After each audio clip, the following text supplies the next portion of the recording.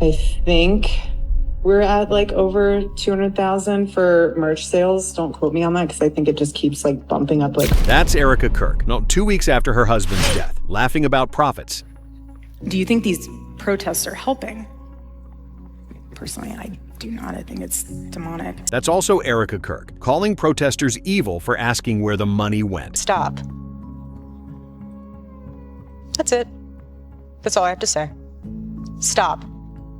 And that's Erika Kirk threatening people who demanded transparency. But here's what nobody's connecting. While Erika was crying on stage about Charlie's legacy and pushing merch at his memorial, $100 million was quietly being funneled out of Turning Point USA into a Romanian bank account. And this time, it's not speculation. Candace Owens just dropped receipts that even the IRS can't ignore. Erika Kirk isn't just in trouble, she's finished. Let's be clear about something right from the jump. This isn't another conspiracy theory floating around the internet. This isn't some random whistleblower with shaky evidence or another leaked audio clip that people can write off as out of context. No, what just dropped is different. Candace Owens just went nuclear on Erika Kirk with hard receipts, bank records, transaction trails, and documentation that connects Turning Point USA funds directly to a Romanian account holding over $100 million. And the IRS? They're already involved. Erika Kirk has spent months dodging questions, silencing critics, and hiding behind Charlie's name. But this time, there's nowhere left to run. So how did we get here? Because this story doesn't start with Candace dropping bombs. It starts way before that, back when people first started noticing that something about Erika's grief didn't add up. Let's rewind. When Charlie Kirk was killed in September 2025, the response from Turning Point USA was immediate. Within 24 hours, the TPUSA website was flooded with memorial merch. T-shirts painting Charlie as a martyr, hoodies with his face plastered across the front, coffee mugs, hats, posters, you name it. Multiple GoFundMes were launched in his name, and the donations poured in fast, almost $10 million from public fundraisers alone. One campaign pushed by Tucker Carlson's brand raised over $5 million by itself. Then there were book royalties, speaking tours, media projects, all of it generating massive cash flow. And at the center of it all was Erika Kirk, now CEO of Turning Point USA, collecting a salary estimated at $400,000 a year minimum, plus a $10 million life insurance payout, plus the $2 million left over from selling their Scottsdale home earlier that year. Financially, Erika landed on her feet, very comfortably. But people weren't just paying attention to how much money was coming in. They were watching how Erika was acting, and that's where things started feeling wrong. We had over 275,000 people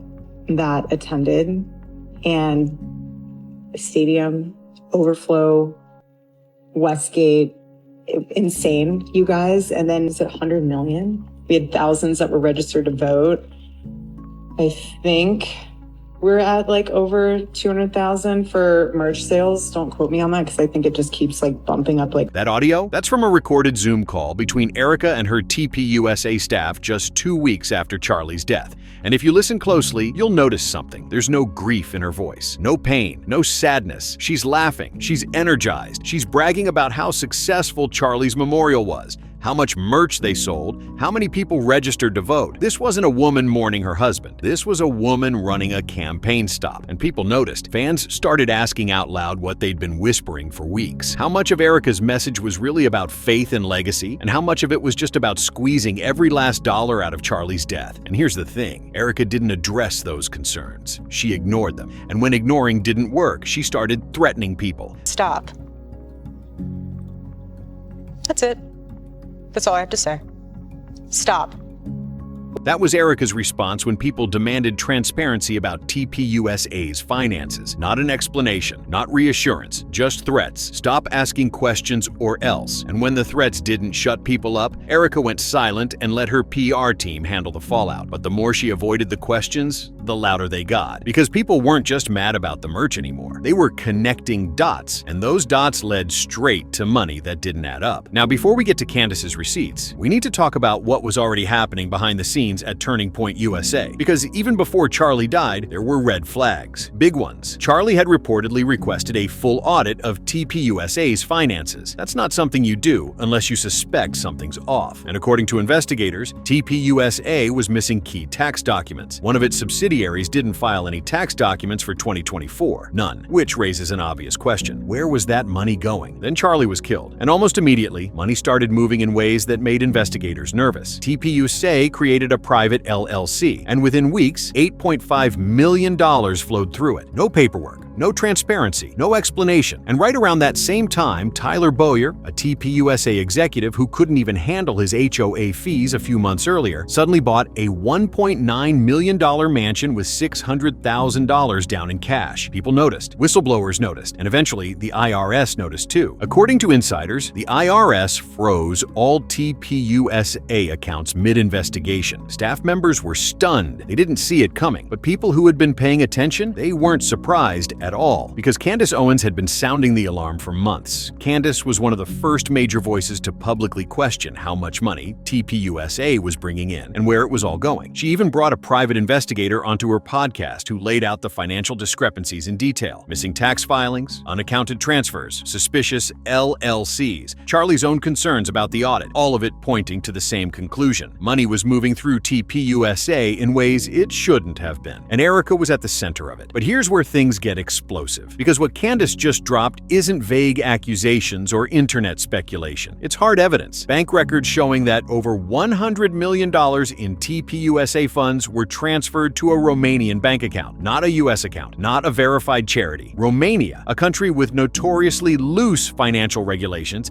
and a reputation as a haven for offshore money laundering. And the timing? Suspicious as hell. These transfers started happening right around the time Charlie died, and right around the time Erika took full control of Turning Point USA. Let that sink in for a second. $100 million. Gone. Moved offshore. No public explanation. No transparency. And Erika Kirk's name is all over it. Now, why Romania? That's the question everyone's asking. Because Romania isn't random. It's strategic. It's a country where financial oversight is weak, where shell companies can operate with minimal scrutiny, and where money can disappear without raising immediate red flags. And here's the kicker. Harvest Christian Fellowship, the church where Erika just kicked off her Make Heaven Crowded tour, has its own ties to Romania. The lead pastor, Greg Laurie, has been hit with lawsuits over alleged abuse, and some of those allegations trace back to Romania. So now people are wondering, is the Romanian account connected to the church? Is it connected to someone Erika partnered with? Or is it just a convenient place to hide money that the IRS was getting too close to? Whatever the answer is, Erika can't dodge it anymore, because Candace didn't just drop screenshots. She dropped transaction records, dates, amounts, account numbers, the kind of evidence that federal investigators don't ignore. And according to sources, the IRS is now actively tracing that money, which means Erika is facing a level of scrutiny she can't PR her way out of. And it gets worse. Remember the All-American Super Bowl halftime show that TPUSA hosted? The one that was supposed to be this big patriotic moment? Well, it turned into a disaster, because Kid Rock, the headliner, never got paid, and he's not staying quiet about it. Kid Rock isn't some random contractor TPUSA can ghost. He's a public figure with lawyers, contracts, and receipts of his own. And if he decides to cooperate with federal investigators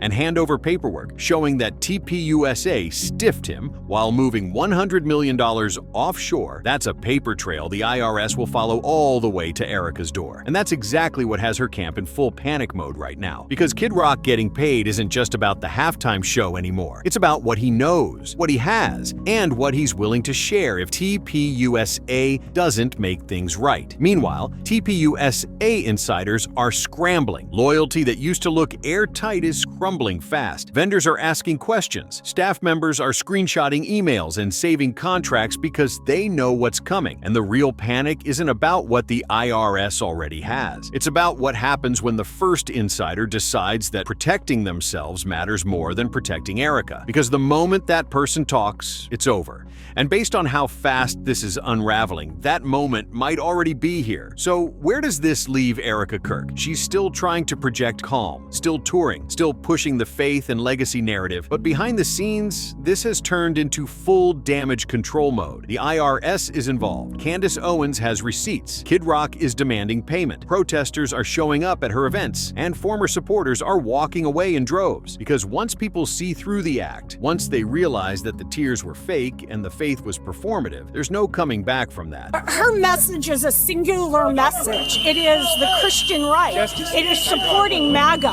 It is the ridiculous pageantry of Charlie Kirk. And that's the tragedy here. Charlie Kirk built Turning Point USA into something massive. Love him or hate him, he built a movement. But Erika turned it into a cash machine. She turned his death into merch sales and fundraising drives. She turned his memorial into a campaign stop. And now, with $100 million missing and the IRS closing in, she's about to lose everything. Not just TPUSA, not just the tours and the book deals and the speaking engagements. Everything. Because this isn't about optics anymore. This isn't about bad PR or internet conspiracy theories. This is about federal crimes, money laundering, tax evasion, fraud. And when the dust settles, Erika Kirk won't just be canceled. She'll be in court, possibly in prison. And Turning Point USA, it might not survive her. The real question now isn't whether Erika can survive this. It's whether anyone still believes a word she says. And based on how this is playing out, the answer is pretty clear. It's over.